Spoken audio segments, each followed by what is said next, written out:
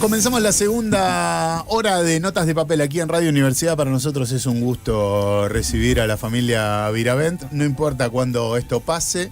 En este momento Antonio Viravent presente en los estudios. Lindo sombrero, Antonio, sí, también, ¿eh? Sí, traté de ponérmelo con auriculares, pero no. Es muy difícil. No hay manera. Es muy difícil. Es muy difícil. ¿Cómo andás? ¿Bien? Anda muy bien, contento, caminando por Rosario, que me encanta. Me gusta mucho la ciudad, la disfruto.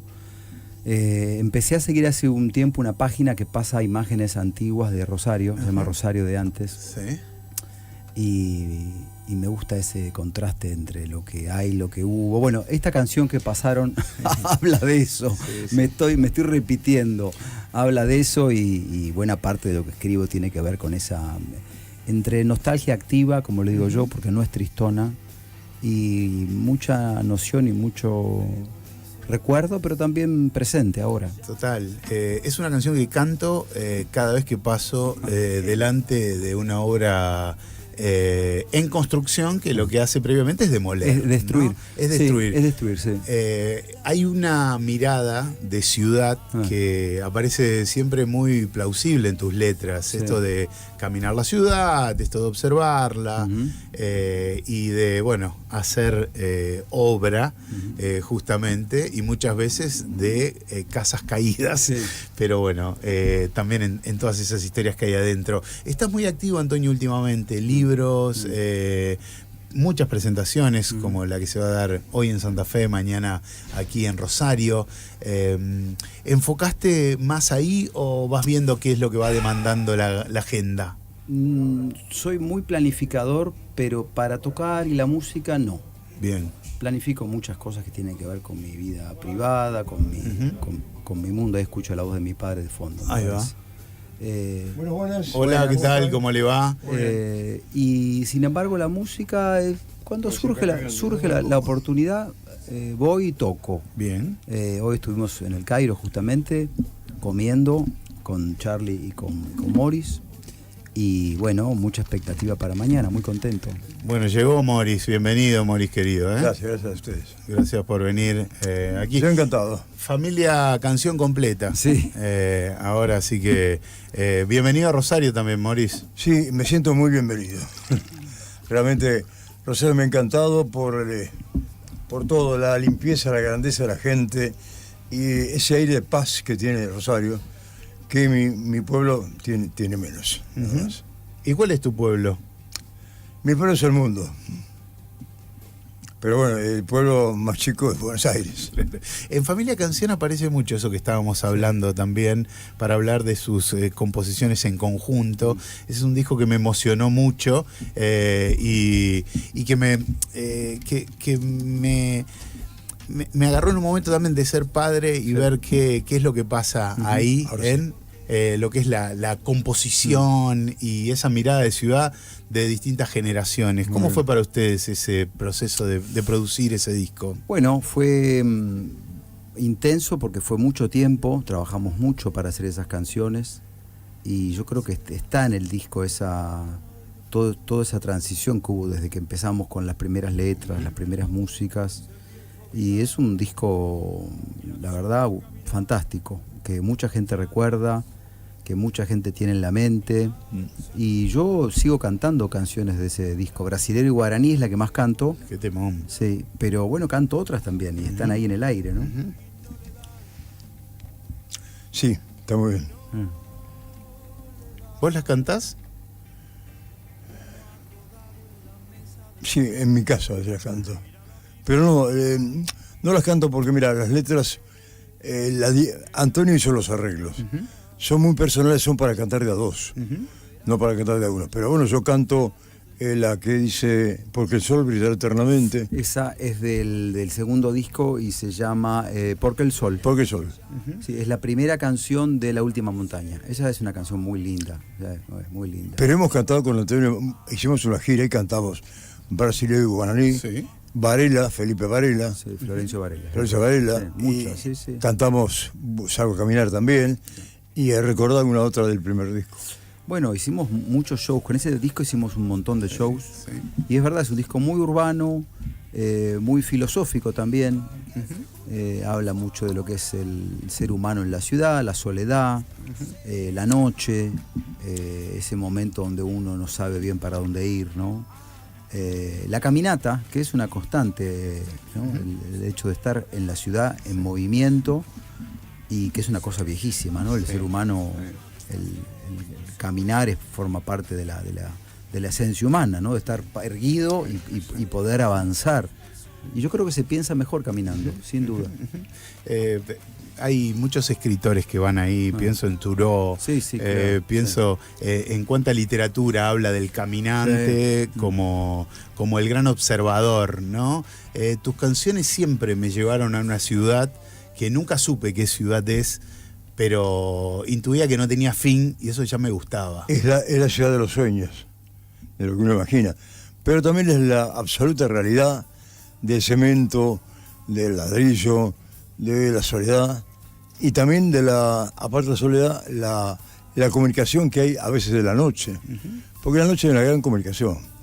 La gente de la noche tiene más tiempo, no tiene que andar corriendo con horarios, entonces la noche es extraordinaria. Y en ese sentido, ¿cómo te llevas vos con la noche?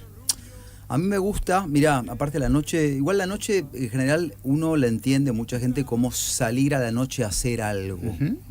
Y a mí, no, a mí la noche me gusta para ver el cambio, para ver el silencio, ver cómo la ciudad se pone, la ciudad también se recoge en sí misma, ¿no? Mira, ayer llegué a Rosario a la 1:30 de la mañana, ¿no? Y estoy parando en un hotel acá cerca, y cuando llego al hotel me dicen, che, ¿podés dejar el auto allá? Entonces fui, dejé el auto en un garage, volví caminando, se largó un chaparrón y corrí tres cuadras hasta el hotel y pensaba, bueno, esta corrida es una corrida nocturna, no sería lo mismo de día, ¿no? Y a mí me gusta mucho, desde muy chico ya, esta idea de el mismo lugar de noche y de día no es el mismo lugar. No es el mismo lugar, y en gran medida es porque estás más solo la noche en general, ¿no? Yo ayer corrí por la calle Paraguay, Corrientes, para entrar al hotel, no me crucé con nadie. Hoy vengo caminando hasta la radio y es un mundo de gente. Mirá, recién lo crucé a Antonio en Rioja y Corrientes mirando para arriba los edificios. Qué buen pañuelo lleva puesto, cosa que es verdad. Qué genio. Es que sabés que iba mirando, queda todavía el cartel del Cine Urquiza. Sí. ¿Lo vieron? Sí, acá. Sí, es un estacionamiento. Un estacionamiento, claro, ahí enfrente de un supermercado muy grande. ¿Vos cómo te llevas, Morris, con la noche? Bueno, me llevo muy bien con la noche y la noche se ha llevado muy bien conmigo. Sí. Pero ahora salgo un poco menos. Bueno, anoche me acosté a las 5 de la mañana. Porque estaba dibujando, creando unas canciones. Sí. Me llevo bien, tengo mucho aguante por la noche. ¿Vos mostrás tus dibujos o los haces? ¿Haces muestras de tus...? No, yo no hago exposición. ¿Vos por qué no los mostrás? Porque no quiero que la gente los vea, sino que los compre. Bien, o sea que sí los vendés. Sí, pero los vendés, es una pregunta que nos llegó ayer cuando dije que ustedes probablemente podían estar, que te querían comprar tus dibujos. ¿Y cómo hace alguien que te quiere comprar una obra? Yo tengo, en Buenos Aires tengo un marchand que se ocupa, especialista en... Agarra mis dibujos y los ofrece, bueno. Perfecto. Pero bueno, yo la verdad que te voy a decir, yo a veces cuando la gente me quiere comprar un dibujo se lo regalo. Total, sí, uno regalo, ¿no? Pero después viene la parte, bueno, lógicamente que los dibujos tienen un cierto valor, ¿no? Y este hombre, bueno, mueve todo. Y tengo una producción muy grande, creo que tengo 140 dibujos, muchísimos. ¿Dibujás a la noche? Dibujo a la noche, a la mañana, a la tarde, todo el tiempo. Creo que es lindo decir por qué estamos acá, porque es una casualidad que estemos acá, y es la única nota que estamos haciendo juntos, digo, pero ¿por qué estamos en Rosario en realidad, no? Yo, obviamente, porque mañana toco en el Cairo, y cuando estaba viniendo para acá, hace un par de semanas, estábamos ya yo pensando el concierto, nos enteramos que la legislatura nos da una distinción, ¿no? Como Ciudadanos Ilustres. Algo así, algo del estilo. Y y nos la van a dar mañana en el Cairo, en el concierto, ¿no? Sí, porque mañana hay un concierto, no es que esto es pura espontaneidad. Hace unos días que está Mori dando vueltas y caminando por Rosario, Antonio llegó anoche, dio vueltas. Mañana, aparte en un lugar tan cálido para la historia de la rosarinidad, justamente en el Cairo, va a haber concierto, va a haber distinción. Antonio Viravenda allí con sus canciones, estará Morris también, y allí en Santa Fe y Sarmiento se va a dar la magia, se va a dar esto que tanto estamos esperando hace un tiempo. Así que sí, es un gusto que estén acá, de verdad, somos grandes pasadores de su música. Qué lindo. Y es algo muy lindo porque la música tiene... Es increíble, ¿no? Recién estábamos tomando un café ahí en el bar de, me gusta decir la esquina justa, Urquiza y San Martín, tomando un cafecito ahí con Charlie, Morris y yo, y un tipo que estaba en la barra, por supuesto no me había mirado nunca, yo tampoco. Cuando estoy saliendo me dice, che, vení. Entonces digo, ¿qué me va a decir, no? Porque ¿qué querrá? Tantas cosas me puede decir. Y en general lo que nos dicen es lo más obvio, quiero decir, o hacen referencia a las canciones más conocidas, Sí. o a una reflexión propia. Por ejemplo, yo te vi una vez, ¿no? Cuando tenía 15 años. Y el tipo me dijo, era un tipo, ponerle 50 años, me dijo, a mí me gusta mucho una canción tuya que se llama Humo Rojo, que es la última canción de Cardinal, es una canción corta, rara, casi no tiene letra. Yo dije, sos un crack, le digo, porque esa canción ni yo me acuerdo cómo es. Entonces, hay algo impredecible en el hecho de hacer música y lo que después vuelve, ¿no? Porque puede volver cualquier cosa, ¿no? Sí. No siempre vuelve lo mismo, quiero decir. Cada persona, yo mañana voy a cantar, o cuando Morris hace un show, y el que está escuchando puede tomar las cosas de formas muy distintas. Bueno, yo vengo contando esta semana con esta posibilidad de que estén acá, de que para mí El Oso fue la primera canción que me enseñó el profe de música en mi escuela. Sí. Entonces eso para mí es muy fuerte. Cuando nacen mis hijas yo le quería transmitir esa sensación de cantarle esa canción. Cuando ustedes se cruzan en ese disco, para los de una generación que no vivimos la tuya, pero que nos copamos cuando vos rompiste todo en España y te llevaste el rock allá, somos de otra generación. Los primeros programas de rock o de música fueron, yo te tengo a vos más del palo de la música y la literatura que de la actuación, que mucha gente te encara más por ese lado constantemente, ¿no? Qué hermoso, algo que abordábamos ayer, que es el poder de la invisibilidad. Ustedes también gustan de esos lugares invisibles y el hacer obra, y que con esa obra pase lo que tenga que pasar, en el momento que tenga que pasar, sin desvivirse por lo que el tiempo manda. Está muy bien lo que decís. Yo me siento identificado con eso, por un lado, ser artistas populares o reconocidos, que la gente en la calle te dice algo, pero por otro lado mantenemos nuestras vidas de una forma, bueno, muy propia, ¿no? Hay otro tipo de artistas que, bueno, que tienen un intento de una fama. Yo creo que a nosotros la fama, bueno, nos ha venido un poco más, un poco menos, pero no ha habido una búsqueda de la fama, ¿no? Andando mal y sin vento, la fama es puro cuento. Es así. ¿Vos cómo te llevaste con eso que nombraron recién, con esa palabra, con la fama? Con la fama la domino totalmente. Hace lo que ella hace lo que quiere y yo también. Somos dos. Sí. Sí, porque es un poco falsa la fama, ¿no? Total. Porque donde te dejan de escuchar o vienen nuevas generaciones no tienen ni idea de quién sos. Total.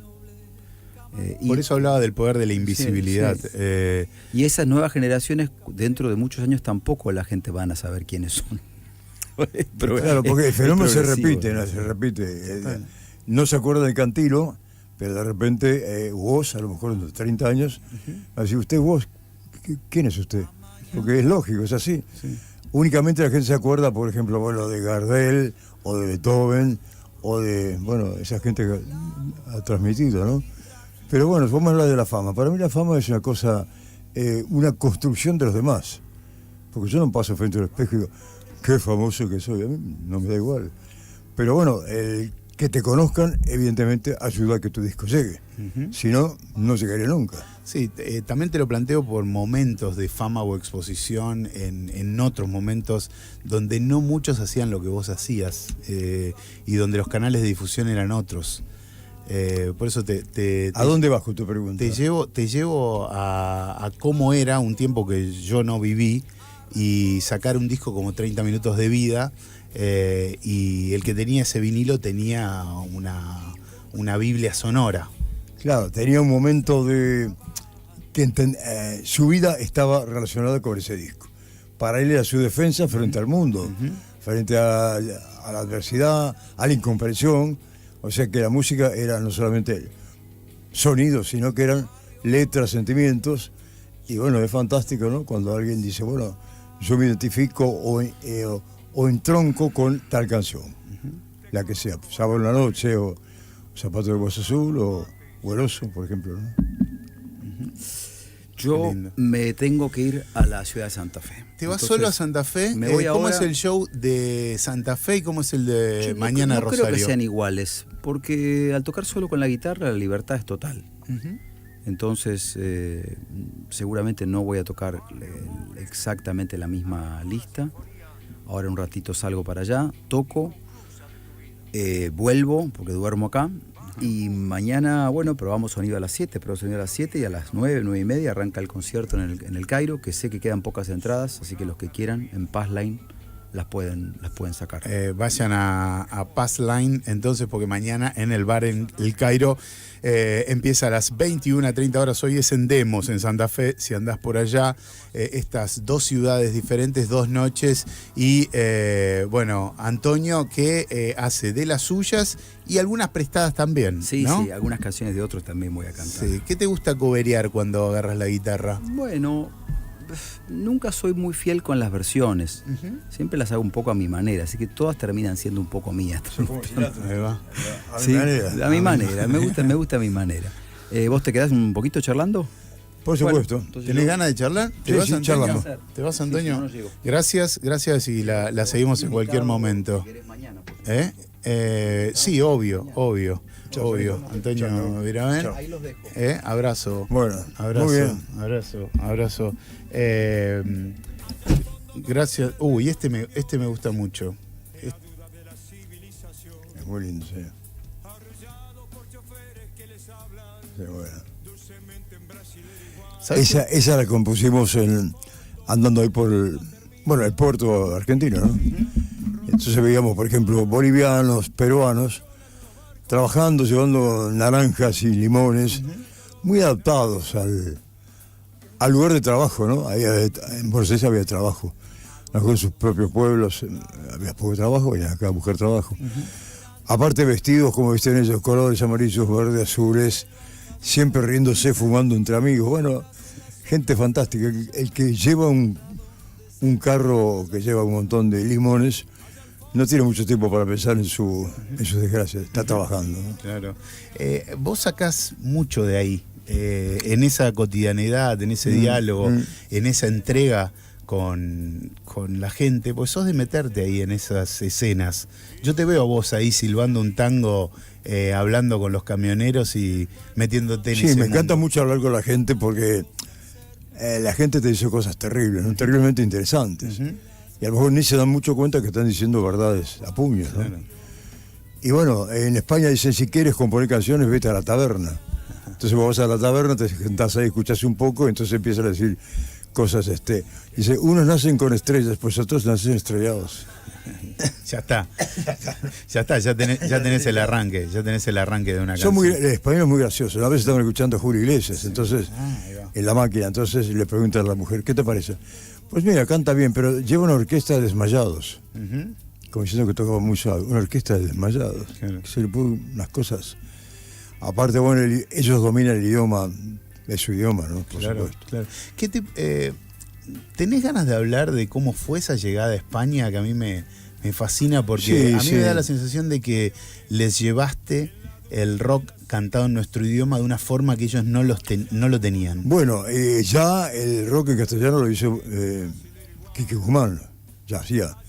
Pero las letras eran, bueno, tipo divertidas. Yo hice letras muy punzantes, ¿no? Mata el tiempo Manolito, metiendo duro tras duro. El barrio, a veces, el aburrimiento del español, del mundo español. El nocturno de Princesa, estoy aquí solo, esperando a nadie. Sí, me perdí un poco. No, bueno, que le llevaste realidad más cruda a la onda en la que estaban, pero también le llevas algo que es muy propio de tu obra y de tu ser, que es el existencialismo, full. Sí. Nunca entendí bien lo que es el existencialismo, a pesar que he leído alguna cosa de Camus y de Sartre, pero tal vez sea el enfrentarte con la realidad y aceptarla y bueno, seguir adelante, ¿no? Sí. Qué bueno. ¿Y cómo te llevas con las lecturas? Porque me da que sacás por igual de la literatura que de la calle.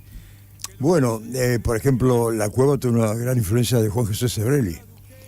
Cuando él escribió Buenos Aires, vida cotidiana y alimentación. Alienación. No, me llevo muy bien con la literatura, leo, me interesa mucho la biografía de los músicos. Beethoven, Chopin. ¿Así te metes ahí? Sí, o cualquier otro, ¿no?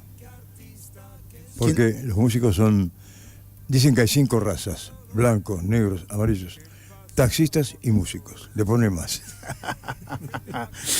¿Con quién te cruzaste? A veces cuando veo el año de tu nacimiento, el recorrido de tu vida y tu obra, naturalmente te tengo que poner al lado de un Rolling Stone, un Bob Dylan. Seguro, somos los mismos luchadores, ¿no? Sí.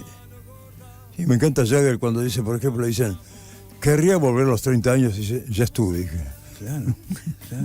Ya estuve diciendo, por más que sea un Rolling Stone famoso, el tiempo para mí pasa igual que para todos, ¿no? Claro. Creo que los músicos sí son muy conscientes del tiempo, porque el músico maneja el tiempo y entiende que el tiempo se va y se va. Y realmente es una vocación ser cantante, músico, más allá de lo que puedas ganar o vivir de la vida, es una fuerza que te empuja, ¿no? Uno no sabe bien por qué se levanta a las 4 de la mañana y se pone a componer, a sacar ideas. Pero bueno, es una vida entretenida, muy, muy, muy buena. ¿Por qué te fuiste? Bueno, me fui porque yo tocaba en un teatro ahí en San Telmo, y un día vino el dueño y me dijo, mira, vino el comisario y me dijo, este pibe sacaron urgente porque no lo quiero ver más, porque canta canciones que cantan los militares. Entonces me dijo, Moris, ¿qué hacemos? Le dije, mira, lo que quieras, si querés me voy. Dijo, no, quédate. Bueno, pasaron 3 días y me llamó. Me dice, mira, vinieron 3 coches policiales con bidones de nafta, me quemaron todo el teatro, rompieron todos los parlantes con fusiles, porque no se los podían llevar, pero tu equipo de guitarra y tu guitarra quedaron arriba de una mole de cemento y se salvó. Porque se inundó el teatro. O sea, lo quemaron y llamaron a los bomberos. Lamentablemente en ese momento los bomberos no llegaban. Así que ante eso me tuve que ir porque, bueno, iba a ser una cosa con Badía en televisión. Dijo, mira, no vengas porque están tirando papelitos que decían fuera fulano y entonces estás vos. Así que bueno, pero para mí es una suerte porque me obligó a irme a España y a pesar de que está perseguido, las circunstancias de la vida me empujaron hacia irme, ¿no? Sí. Y cuando tomás la decisión de volver, ¿cuándo fue? Bueno, en realidad... ¿Recobramos la democracia o volviste después? No, porque Antonio tuvo un accidente bastante grave en moto y aparte mi mujer quería volverse. Y entonces me dijo, mira, si los quedamos más tiempo se van a casar, van a tener hijos y no vamos a poder irnos nunca más. Y aparte yo tenía ganas de volver a mi mundo, ¿no? Bien. ¿Y cuál es tu mundo acá, en Argentina, hoy? Mira, mi mundo son los cielos, las nubes, las montañas, la gente. Me gusta mucho la gente. En cada persona que veo un ser diferente que tiene derechos a vivir, que es lo que la naturaleza nos impone, ¿no? Por eso estoy totalmente contra las guerras, donde algunos pocos deciden la vida de muchos. ¿Cómo lees este tiempo? Porque estamos en un momento muy Bueno, muy estamos bravo. en un momento que ya puede explotar una guerra atómica en cualquier momento. Y a veces cuando lo digo, la gente dice, no, ¿cómo no? ¿Qué no? ¿Tenés miedo a morirte? ¿Por qué no? Difícil parar ese mundo, ¿no? Hoy escribí una canción que dice: en la guerra mueren niñas. Piensa lo que están haciendo. Y porque es terrible ver una niña de 5 años que es todo pureza, todo vida, y los señores que están en este momento fabricando misiles. ¿Para qué? Para destruir personas. O sea, son ignorantes, están en error. Entonces la solución sería agarrarlos a todos estos buenos señores, mandarlos a los anillos de Saturno con media pensión y un pasaje de vuelta de 25 años. Y a ver si aprenden algo, ¿no? ¿Grabás todo lo que escribís? Porque decís, anoche hice una canción. Bueno, ando constantemente con un grabador. Y bueno, voy buscando frases. Grabo también personas, sonidos. ¿Ah, sí? Sí, después lo escucho y analizo. A veces tengo cassettes que tienen una semana entera de grabaciones. Entonces, en media hora hay 7 días. Por lo tanto, el que lo escucha detiene el tiempo, porque es extraordinario. Qué bueno eso, sí, por favor. Sí, te voy a decir algo más. Para mí, la gente va a ver la música, va a escuchar, porque la música detiene el tiempo. Sí, total. Y el tiempo es dolor. Por lo tanto, la música detiene el dolor. Durante un rato, pero lo detiene. No, pero es tal cual lo que estás diciendo. Sí. El mundo es muy hostil constantemente, muy hostil, y cuando nos metemos en la música, entramos en un túnel. Sí, estás en un viaje que bien no sabes si es un sueño porque estás en la realidad, estás despierto.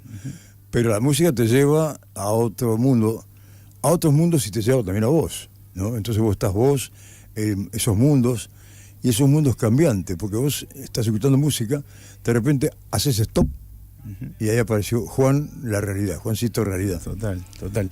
Vos sabés que traje un ejercicio, porque tengo unos vinilos tuyos ahí en mi mochila, y yo quiero ver cómo te llevas vos con tu obra, digamos, hablando de la detención del tiempo. Sí, muy bien.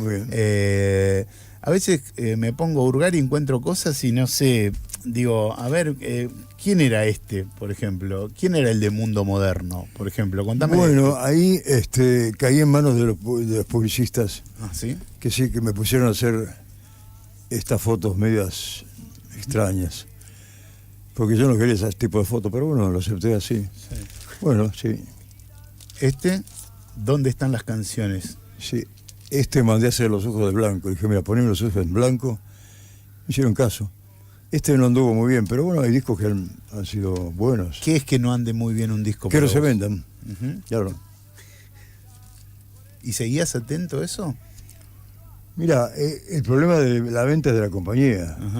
Mío, yo no puedo hacer mucho, pero la verdad es que las compañías discográficas, a pesar que son muy criticadas, la realidad es que si no estuvieran las compañías discográficas, nosotros no tendríamos capacidad de fabricar, vender, distribuir. Sería imposible. Sí.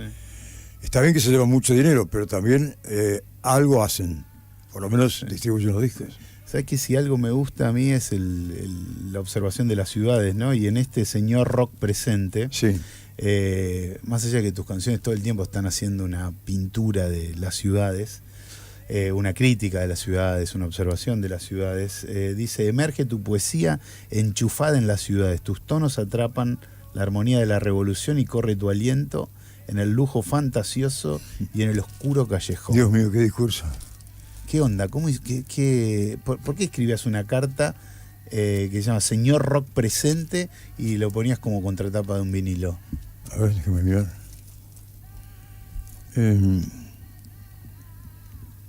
No lo sé. No sé, pero bueno, cuando las circunstancias se te ponen enfrente, te obligan a definir algo, ¿no?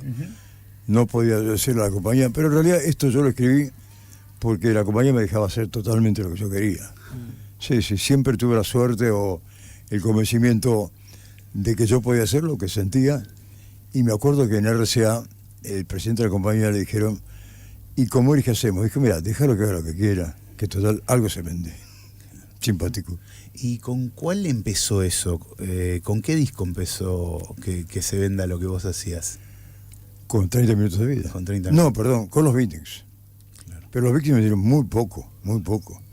Tuvimos mucha promoción, pero no era el momento para decir, rebelde me llama la gente, cambia las armas por el amor, éramos un mundo mejor. No era el momento. Pero bueno, nosotros hicimos el esfuerzo. Incluso yo hice la canción Soldado, donde dice: será la última guerra, vendrá la paz. Es un engaño absurdo para matar. Soldado ya regresa. Ven y no luches más. ¿No ves que en 2000 años no ha habido paz? Fue un poco pretencioso pretender parar la guerra con una canción. Y aparte es una canción hablando del tiempo que parece escrita ayer, porque los periodos de guerra son constantes. Una mujer me dijo, hablando de la guerra, una mujer que estaba limpiando el piso, dice: es que la guerra está de moda, me dijo. Mira lo que me dijo: la guerra está de moda. Y esa mujer estaba barriendo un piso y podía pensar que no tiene cultura, o que no siente, o que no piensa, ¿no? A veces cuando escucho De Nada Sirve, y bueno, esa historia de que venías inspirado y pediste aire y la grabaste de una, no la creo. Y hoy que te tengo enfrente te lo pregunto, porque también cuando veo tantas batallas de arte urbano, digo, ¿es esta la de Morris en el estudio tirando De Nada Sirve? Bueno, la realidad es que yo tenía la punta de la canción, De Nada Sirve, que aparece lo mismo. Pero había 15 minutos y entonces me dieron la guitarra y me dijo: canta algo. Yo empecé a cantar sin mucha idea de para dónde iba a ir.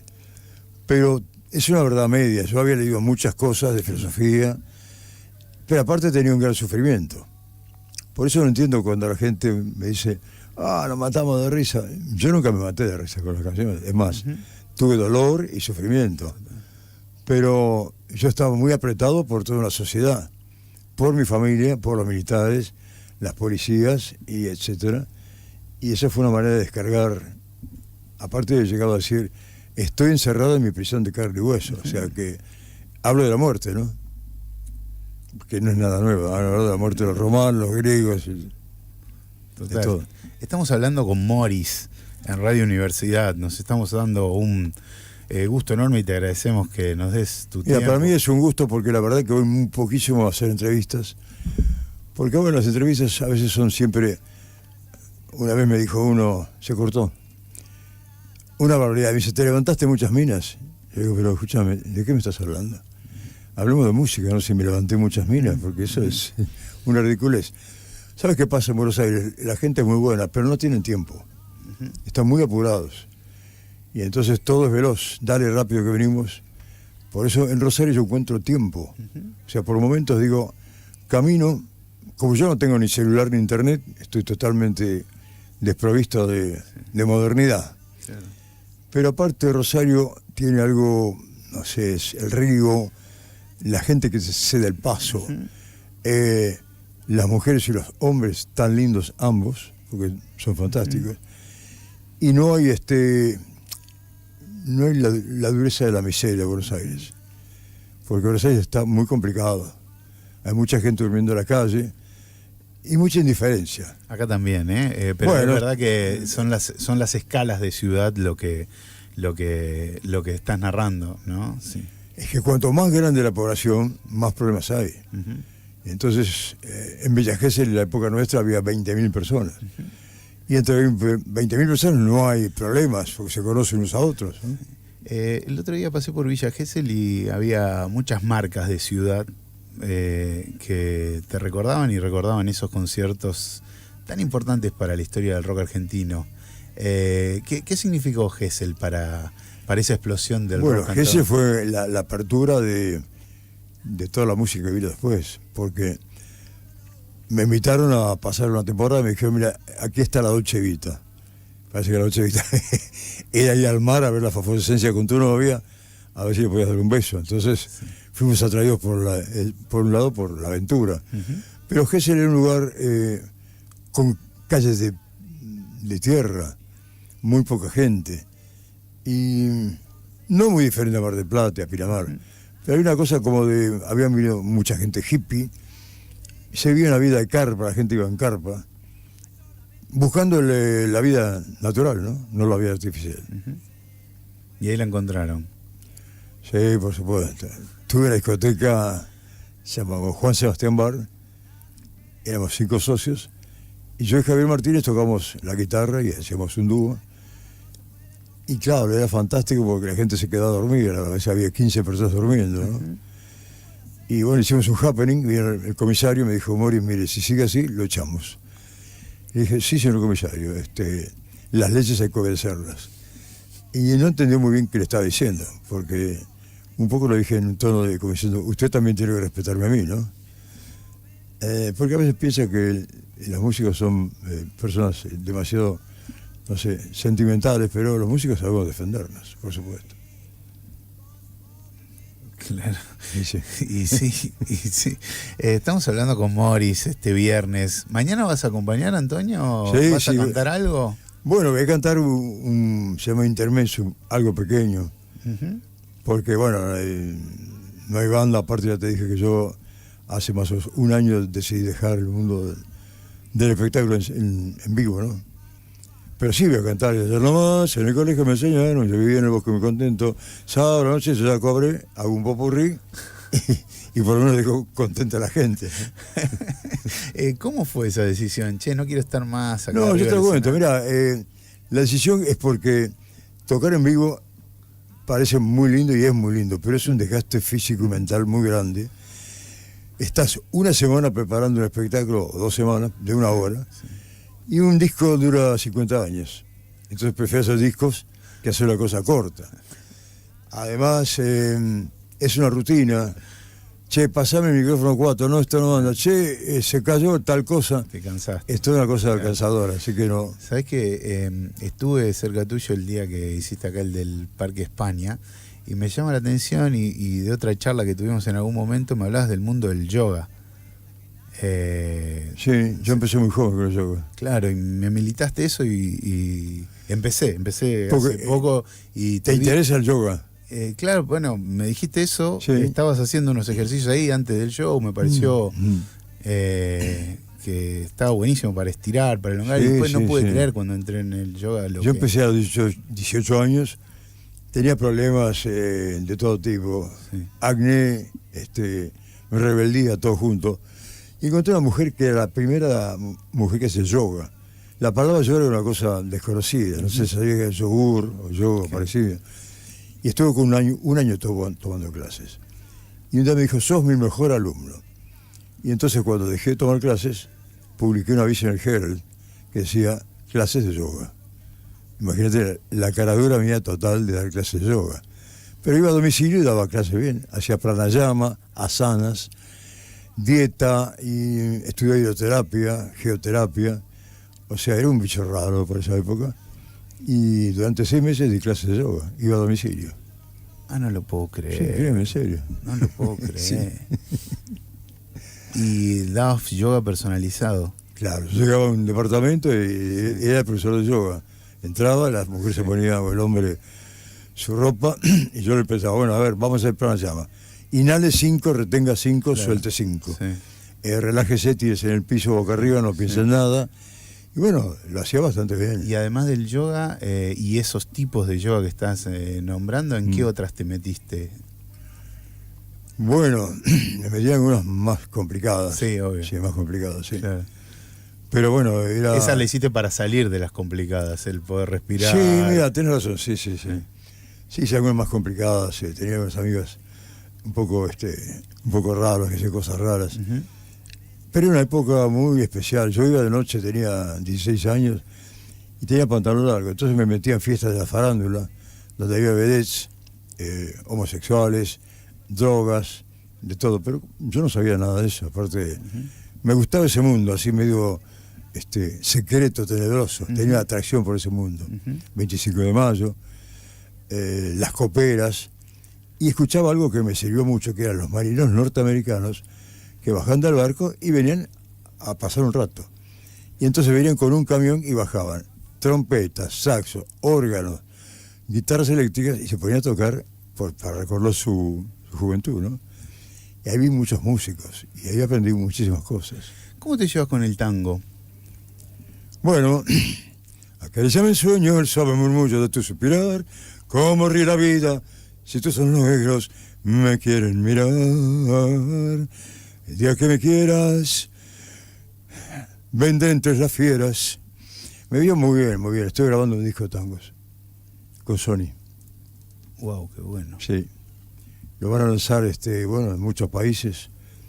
Y es totalmente electrónico. No uso ni bandoneón, ni guitarra, es todo electrónica pura. ¿Lo contaste esto? No, no lo voté. ¿Cuándo sale? Y a lo mejor no sé, no debería contarlo porque a ver si los Sony empiezan, che, pero ¿cómo? Esperá que salga. No lo digas. No lo digas, así no que... lo digas. Pero tampoco voy a andar ocultándolo, ¿no?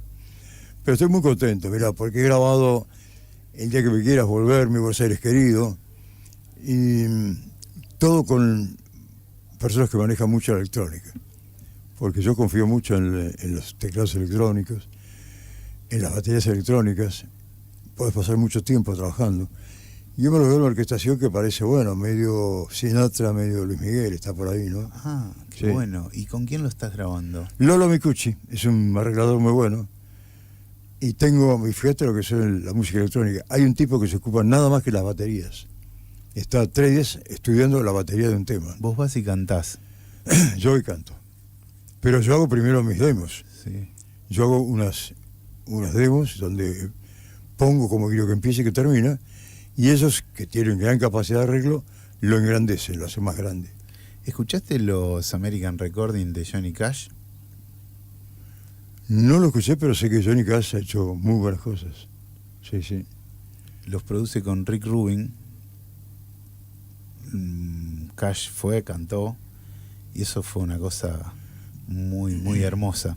Pero ¿qué tiene que ver Johnny Cash con el tango? No, nada, Ah. pero pensé que estás haciendo lo mismo que Johnny Cash, que sacó 5 discos así y fueron súper celebrados para una generación que se puede hasta reencontrar con el tango en ese sentido. Bueno, y una mirada súper de cruce, ¿no? Sí, sí. Porque en realidad el tango es, digamos, una cosa muy difícil de cantar y de expresar. Yo veré que va un músico a Estados Unidos, entonces quiere buscar trabajo. Dice, ¿usted qué canta? Rock, escúcheme, tenemos un edificio de 50 pisos. Bueno, canto blues. Blues, por favor, tenemos 200.000 negros cantando blues.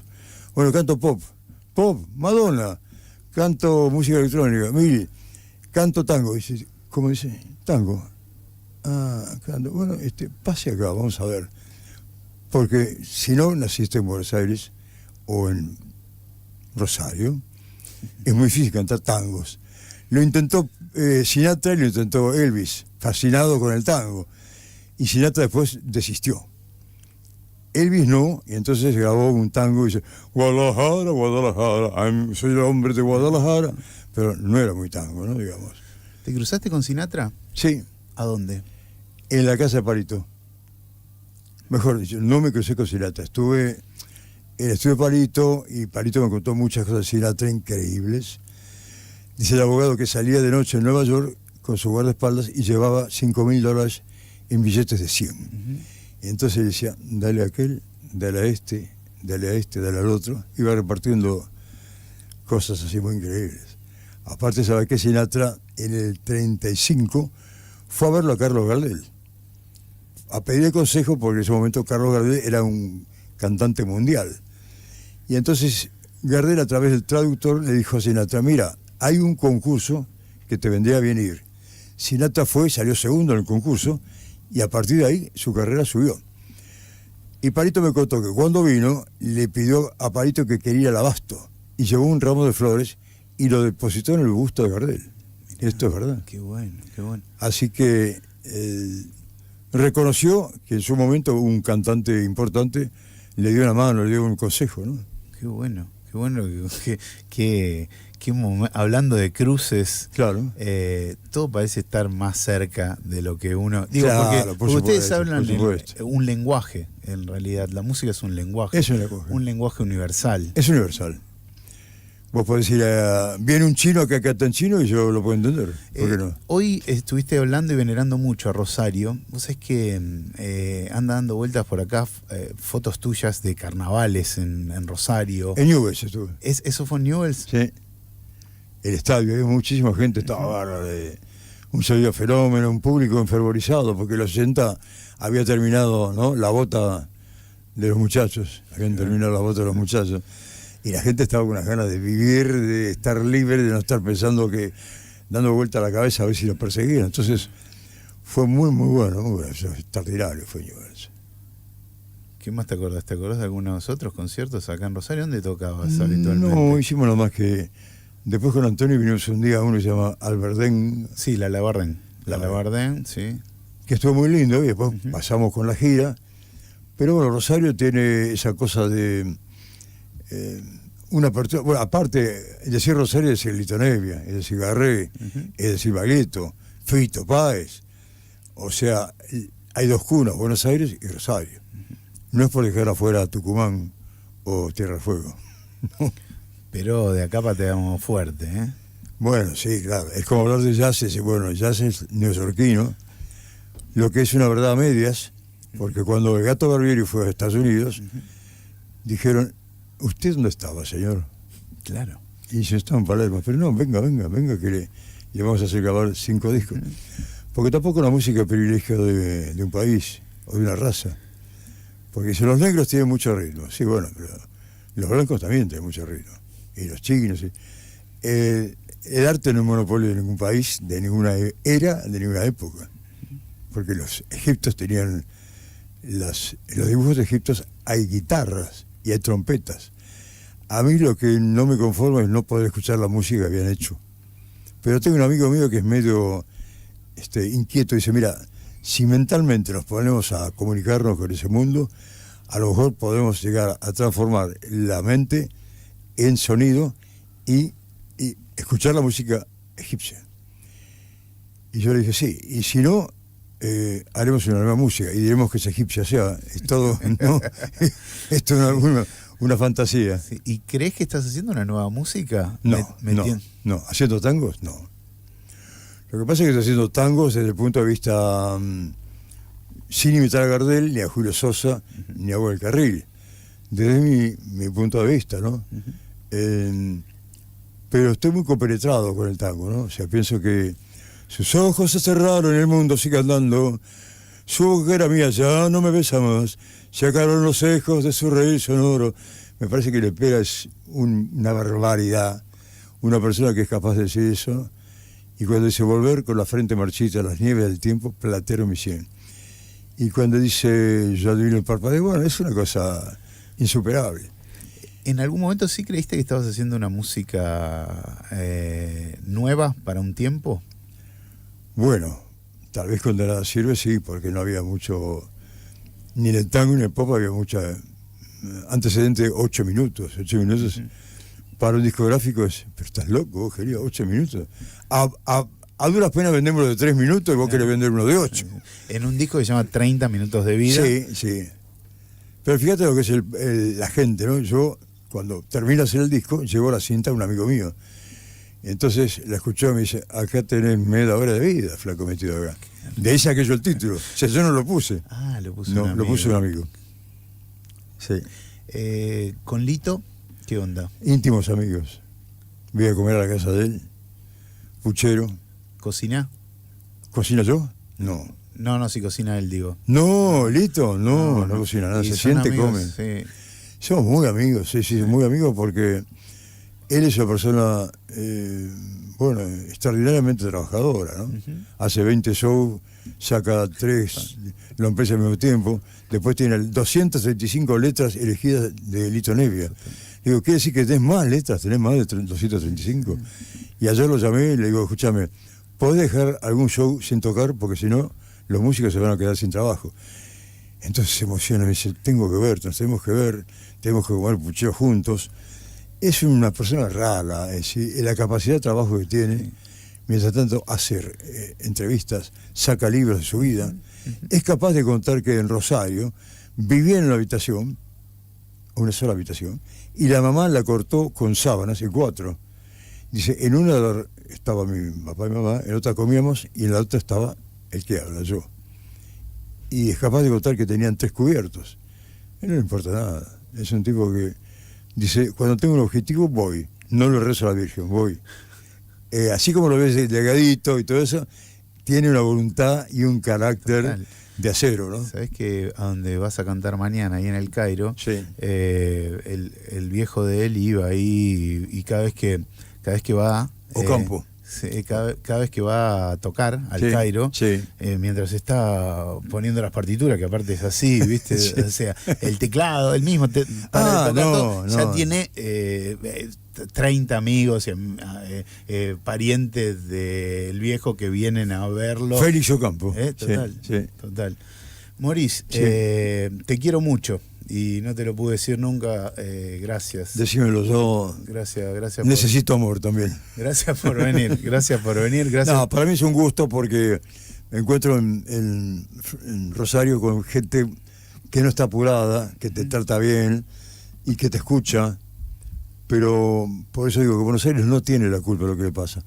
Lo que le pasa es culpa de la enorme presión que estamos recibiendo de los que quieren vender a toda costa y que están preparando sus negocios y que en el fondo yo pienso que esa búsqueda de más dinero, más poder, es nada más que el miedo a la muerte. En realidad el rico dice, ¿cómo se va a terminar mi vida si tengo todo? Tengo todo, tengo poder, tengo fama, sexo y se me termina el tiempo. Bueno, voy a tener más poder, a lo mejor venzo a la muerte. Y ahora te voy a contar algo que es divertido. Con un amigo me dijo, tengo una idea. Dice, ¿cuál es? Mira, una película se llama El hombre que venció a la muerte. Y le digo, bueno, ¿y cómo es? No sé, dice, pensala vos. Entonces me puse a escribir cómo sería El hombre que venció a la muerte. Y ya tengo casi todo, menos el final. Porque él va y mata a la muerte y sigue viviendo hasta los 150 años. Un día se da cuenta que ya está muy viejo, los amigos han muerto, y decide matarse. Pero como él ya mató a la muerte viene y dice, mira, no te puedo matar porque ya estoy muerto. Y entonces al final va a una cueva en el Tíbet, se mete ahí, cierra la puerta y se queda aislado. Pero el final es muy difícil, ¿no? Porque vencer la muerte, bueno, es la aspiración de casi todos. Bueno, lo logran quienes dejan obra. Sí, es verdad, pero yo pienso que la muerte, sí, por supuesto, el cuerpo llega un momento que la rodilla no da más y todo eso. Físicamente no hay solución para eso. Sin embargo, yo pienso que el ser humano, los animales, las plantas, todos van hacia la eternidad. Ahora, pretender entender la eternidad es un poco difícil. Sin embargo, mira, estuve en el puerto y por primera vez vi un ancho 360 grados de nubes, cielos, y pensé, esto no lo veo nunca en Buenos Aires. En Buenos Aires veo otras cosas. Así que la eternidad está frente a nuestro. El tema es que no podemos andar haciendo negocios con ella, ¿no? Porque ella hace lo que quiere. Gracias. Al contrario. Maurice, mañana con Antonio en el Cairo. Le agradezco a Charlie y le agradezco a mi amigo Neo y a ustedes por escucharnos cada día. Qué lindo escucharlo con Maurice. Gracias por esto, por esta charla.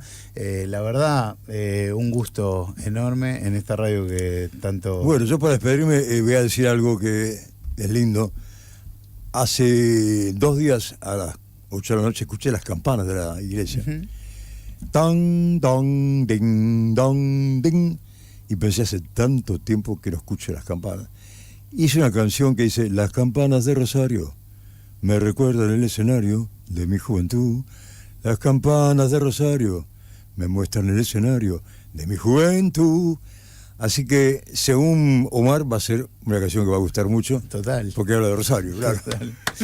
Fuerte el aplauso para nuestro invitado, querido Maurice. Gracias por venir a visitarnos. Gracias a ustedes porque ha sido fantástico estar en Rosario. Me preguntaron si me quería quedar. Digo, mira, me quedaría 9 meses o 10 más o menos. Sobre todo sin pagar alquiler.